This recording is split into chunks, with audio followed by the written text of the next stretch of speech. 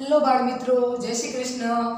તો બાળકો, આપણે ગયા વિડીયોમાં યુનિટ નંબર 1 એટલે કે પહેલું ચેપ્ટર શીખ્યા હતા.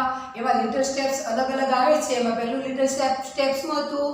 1 2 3 લિટલ સ્ટેપ હતું 1. હવે લિટલ સ્ટેપ 1 માં 1 2 3 હતું. એમાં બે વસ્તુ હતું. શું હતું? એક્ટિવિટી 1. એક્ટિવિટી 1 શું હતું? રાઇમ હતી. રાઇમ એટલે કવિતા.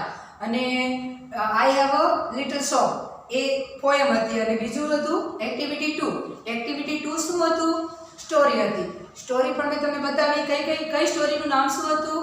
લીલી, બિલી એન્ડ ગુલ્લુ. આ ચેપ્ટરમાં બે વસ્તુ હતું. Little I have a little shop અને લીલી, બિલી એન્ડ ગુલ્લુ. એ બે વસ્તુ મેં તમને શીખવાડ્યું. અને એના આધારે મેં તમને જે હોમવર્ક આપેલું છે એના શબ્દો અને શબ્દોના અર્થ એ તમારે અંગ્રેજીની નોટમાં વ્યવસ્થિત તમે લખી લીધું હશે. તો હવે આપણે એના આધારે સ્વાપોથીમાં જોઈએ. સ્વાપોથીમાં આપેલી સ્વાપોથી તમે ખોલો. આ રીતની તમારી સ્વાપોથી છે ધોરણ 5 ની. અને સ્વાપોથીમાં પહેલું પોઈન્ટ છે લિટલ સ્ટેપ્સ 1 2 3. જે ચેપ્ટરનું નામ છે એ છે. હવે એમાં શું છે એ તમને હું શીખવાડું છું. પહેલો પ્રશ્ન છે, કૌંસમાંથી યોગ્ય શબ્દ પસંદ કરી ખાલી જગ્યા પૂરો.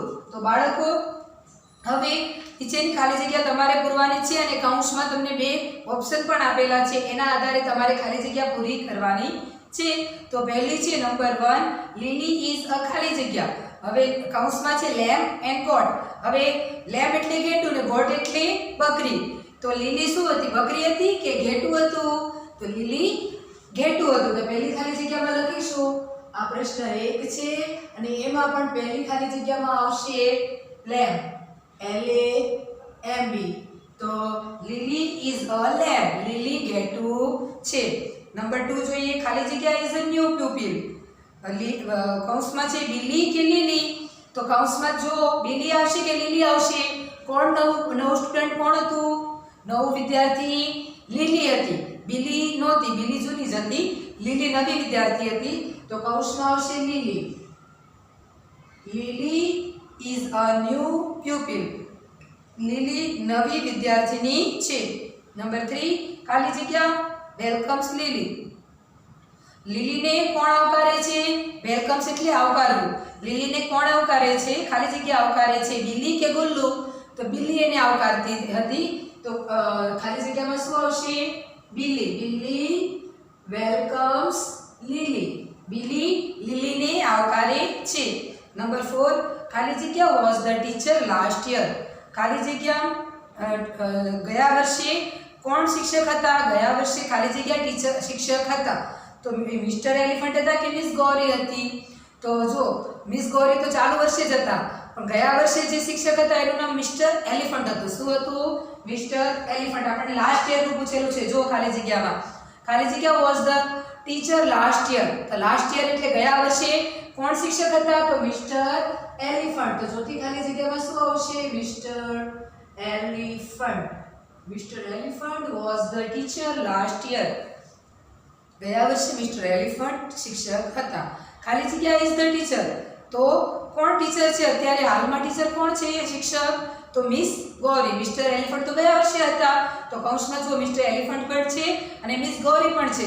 તો મિસ ગૌરી એ શિક્ષક છે અને મિસ્ટર એલિફન્ટ ગયા વર્ષે શિક્ષક હતા. તો પાંચમી ખાલી જગ્યામાં શું આવશે? મિસ ગૌરી. આ MS એટલે મિસ થાય. મિસ ગૌરી. મિસ એટલે કુમારી. આગળ જોઈએ. નંબર 6 છે, લીલીઝ પેરેન્ટ્સ આર ઇન ખાલી જગ્યા. તો લીલીના માતા પિતા ખાલી જગ્યામાં રહે છે. હિલીલેન્ડ કે લીલીલેન્ડ? લીલીલેન્ડ નહોતું. લીલી તો ઘેટનું નામ છે. તો સ્થળનું નામ શું હતું? હિલીલેન્ડ. શું હતું? હિલીલેન્ડ. જેમાં લીલીના માતા પિતા રહેતા હતા. ક્યાં રહેતા હતા? હિલીલેન્ડમાં. તો ખાલી જગ્યામાં આવશે હિલીલેન્ડ. લીલીઝ પેરેન્ટ્સ આર ઇન હિલીલેન્ડ. શેમાં આવશે? હિલીલેન્ડમાં. હિલીલેન્ડમાં લીલીના માતા પિતા રહેતા હતા. Number 7, lily leaves with her ખાલી જગ્યા. લીલી કોની સાથે રહે છે? ખાલી જગ્યા સાથે રહે છે. તો પેરેન્ટ્સ સાથે રહેતી હતી કે દાદીમા સાથે રહેતી હતી? તો એ દાદી સાથે રહેતી હતી. કેમ? અને માતા પિતા તો હિલીલેન્ડમાં હતા. તો એને દાદી સાથે રહેતી હતી. તો ખાલી જગ્યામાં શું આવશે? ગ્રેન્ડમધર. શું આવશે? ગ્રેન્ડમધર. તો Lily lives with her grandmother. Number 8, Lily studied in ખાલી જગ્યા school last year. Lily કઈ સ્કૂલમાં ગયા વર્ષે ભણતી હતી? જોલી કે હિલી? તો સ્કૂલનું નામ હતું જોલી, હિલી નહોતું. હિલી તો સ્થળનું નામ હતું, સ્કૂલનું નામ જોલી હતું. તો ખાલી જગ્યામાં શું આવશે? નંબર 8 માં જોલી. જોલી સ્કૂલ. કઈ school? Jolly. Lily studied in Jolly school last year. આ બધા ચેપ્ટરના આધારે ખાલી જગ્યા હતી. તો તમે આ ખાલી જગ્યા તમારે મારી સાથે જ પૂરી કરી દેવાની છે. અત્યારે મારી સાથે સ્વાપોથીમાં લખતા જ જવાનું છે. હવે આગળ જોઈએ પ્રશ્ન નંબર 2. આપેલા શબ્દોના રાઇમિંગ વર્ડ્સ ફરતે ખાલી જગ્યા કરો. હવે આ પણ હું તમને લખાવું છું, તમે સાથે સાથે લખતા જજો બાળકો. હવે જોઈએ એક્ઝામ્પલ છે થિંગ, વસ્તુનું નામ છે. હવે એના આધારે તમારે એને જે રાઇમિંગ વર્ડ આવતા હોય એની જેવું તો એ તમારે લખવાનું છે. થિંગનું જો ટોયઝ, બોયઝ, રિંગ કે કિંગ, તો થિંગ જેવું શું છે? રિંગ અને કિંગ છે. બોયઝ ને ટોયઝ તો અલગ પડે છે એટલે એની ફરતે ગોળ કરેલું નથી. એક્ઝામ્પલમાં રિંગ અને કિંગ એની જેવું છે એટલે એની ફરતે ગોળ છે. તો આપણે આગળનું જોઈએ પ્રશ્ન નંબર 2. પ્રશ્ન નંબર 2 માં છે સરખું આવતું હોય એ શબ્દ ફરતે આપણે ગોળ કરવાનું છે. એક્ઝામ્પલ જોઈ લીધું. હવે પહેલું જુઓ ઓલ. હવે ઓલ છે તો ઓલ જેવું શું છે? BAT બેટ છે તો નથી. BALL છે, BALL, TALL અને CALL. હવે જો આને ઓલ બોલાય, બેટ અલગ પડે છે. જો ઓલ પછી બોલ એટલે આની ફરતે ગોળ થશે. ટોલ પણ એની જેવું જ છે અને કોલ પણ એની જેવું જ છે એટલે આની ફરતે ગોળ થશે. બરાબર? જેવું બોલાય એવું કરવાનું છે. ઓલ, બોલ, ટોલ અને કોલ. હવે નંબર 2 જોઈએ ફોગ. FOG, fog. એની જેવું ફિગ છે નથી. પછી જુઓ ડોગ, લોગ અને હગ. હવે જો ફોગ જેવું કયું છે? તો ફોગ જેવું શું છે જોઈએ તો ડોગ છે અને લોગ છે. આ તો હગ છે, આ નો ચાલે, આ પણ નો ચાલે. તો ફોગ, ડોગ અને લોગ. આગળ જોઈએ નંબર 3. નંબર 3 શું છે? ડીશ છે.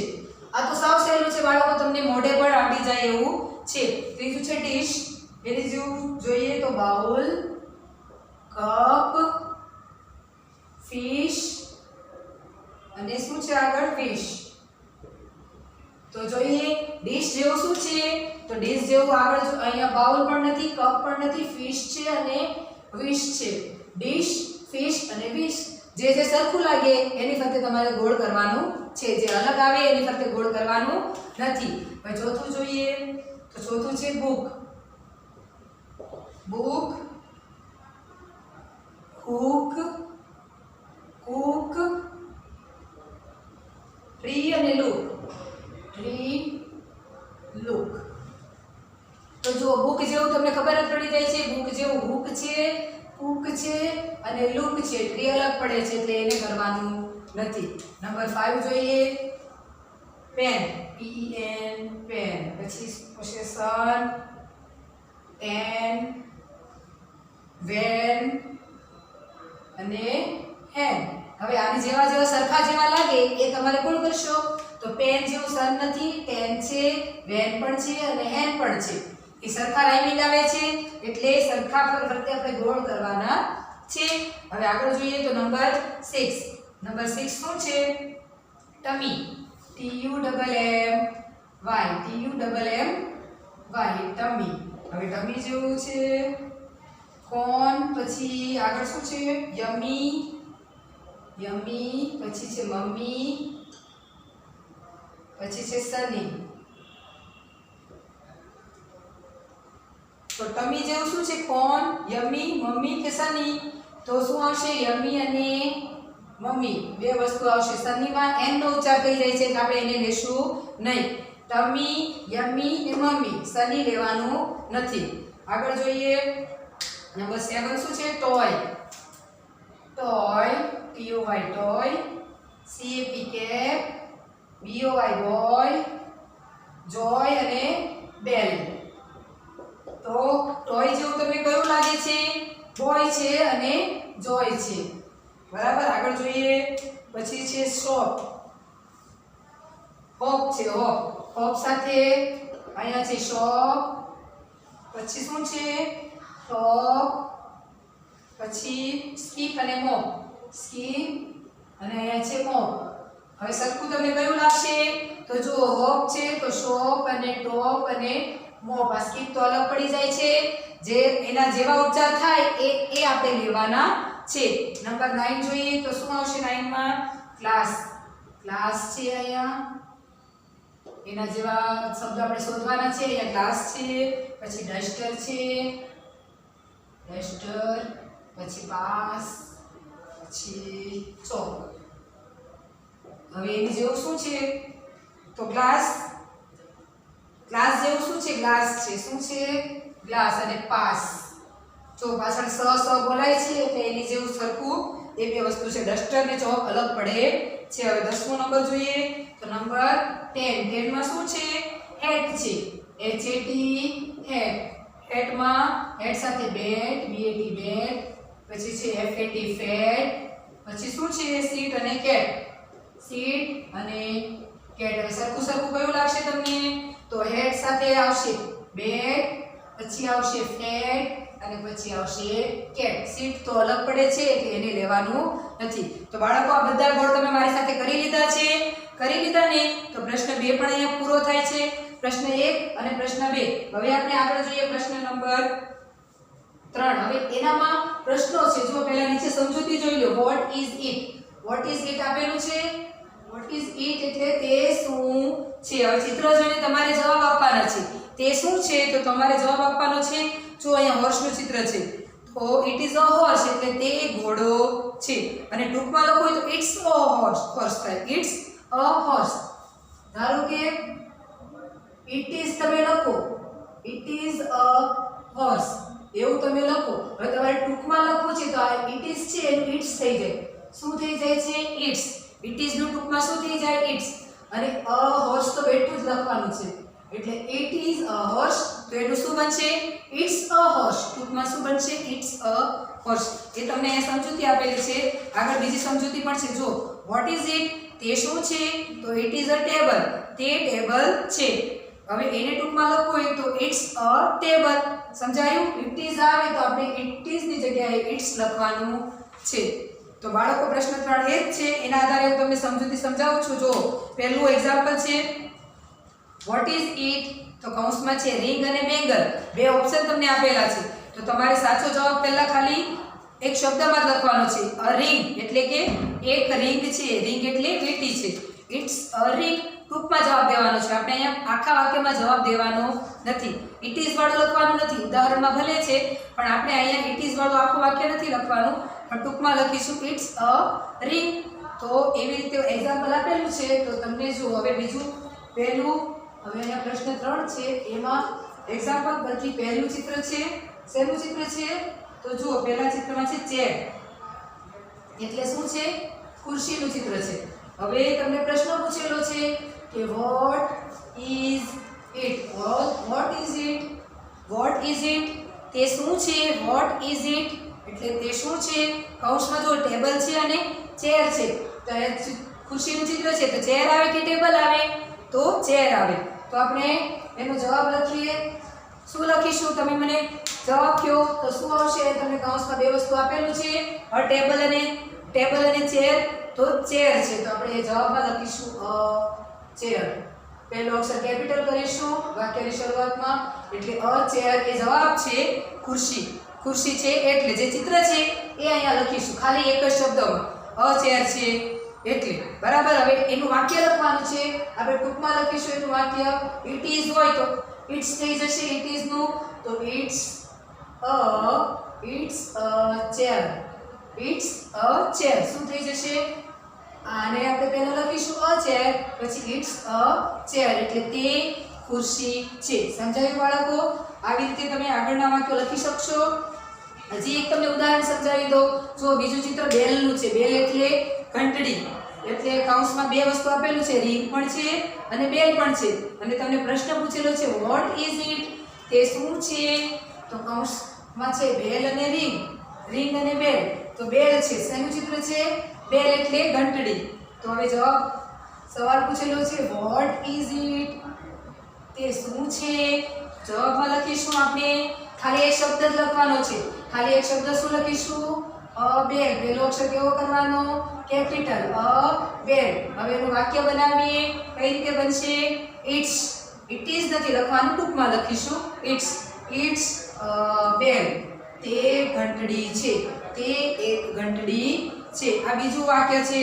ચાલો ત્રીજું ત્રીજું ઉદાહરણ જોઈએ. ત્રીજું ઉદાહરણ શું છે? ત્રીજું ઉદાહરણમાં છે કેપનું ચિત્ર. તો અહીંયા જો તમને ધારો કે અહીંયા કેપનું ચિત્ર આપેલું હોય, કેપ એટલે ટોપી, ટોપીનું ચિત્ર આપેલું છે અને તમને પ્રશ્ન પૂછેલો છે વોટ ઇઝ ઇટ, એટલે તે શું છે. તો તમે પહેલા શું લખશો? એક શબ્દમાં કઈ રીતે જવાબ આપશો? માં પેલો કેપિટલ કરવાનો કેપ, એટલે એક ટોપી છે. હવે અહીંયા એક વાક્ય એક વચનમાં જવાબ લખવાના છે, એટલે તો તમારે લખવો જ પડશે કેપ. હવે તમે એનું વાક્ય લખશો તો કઈ રીતે લખશો? It's cap. શું બનશે વાક્યમાં? ઇટ્સ. ઇટ ઇઝ નો બને, ઇટ્સ બને. ઇટ્સ કેપ, એટલે તે ટોપી છે. હવે આપણે આ પહેલું ઉદાહરણ જોયું, બીજું જોયું, ત્રીજું જોયું. હવે ચોથું જોઈએ. ચોથું ઉદાહરણમાં શું છે ચિત્ર?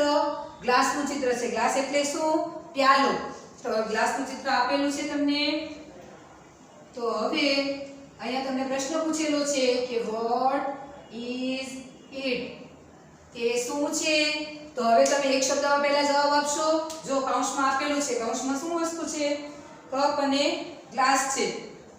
તો કપ અને ગ્લાસ છે તો તમે જવાબ એનો લખશો. કઈ રીતે લખશો? તો એનો જવાબ પહેલા એક શબ્દમાં લખીએ તો કઈ રીતે લખશું આપણે? ગ્લાસ. આ એક શબ્દમાં એનો જવાબ થયો. હવે એનું આખું વાક્ય લખીએ તો કઈ રીતે લખાશે? It's a glass. It is લખવાનું નથી. ઇટ ઇઝ વાળા વાક્ય તો તમે આગળ શીખેલા જ છે, પણ એનું ટૂંકમાં કરી દેવાનું છે. It's a glass.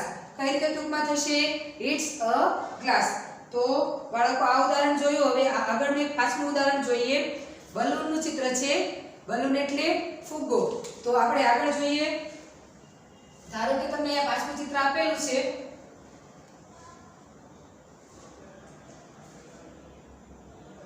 ફુગ્ગાનું, બરાબર. ફુગ્ગો અહીંયા આપેલું છે અને એમાં તમારે સવાલ છે વોટ ઇઝ ઇટ, તે શું છે? તો કૌંસમાં છે બલૂન અને બેગ. બેગ છે તો બેગ નથી, બલૂન છે. તો આપણે જવાબ લખીશું. પહેલા એક શબ્દમાં જવાબ લખીએ તો બલૂન. શું છે? બલૂન એટલે એક ફુગ્ગો છે. હવે એનો જવાબ લખીએ વાક્યમાં તો શું લખીશું? ઇટ્સ બલૂન, એટલે તે ફુગ્ગો છે. આ એનું ઉદાહરણ નંબર 5 મેં સમજાવ્યું. હવે આગળ છઠ્ઠું, સાતમું અને બાકીના બધા જે છે એ તમારે તમારી રીતે જવાબ લખવાના છે. તો છઠ્ઠું જો તમને આપવામાં છઠ્ઠું ઉદાહરણ હોય કેમલનું, તો તમે એનું લખી શકશો વાક્ય. કઈ રીતે લખશો? કેમલ. કેમલ અને એનું વાક્ય શું બનશે? It's a camel. પછી આગળનું વાક્ય લાયનનું ચિત્ર હોય તો કઈ રીતે વાક્ય બનશે? લાયન. અને એનું વાક્ય શું બનાવશો તમે? It's a lion. તો આવી રીતે તમે આગળના વાક્યો પૂરા કરજો સ્વાપોથીમાં. આની પછી આપણે બીજા વિડીયોમાં જોઈશું.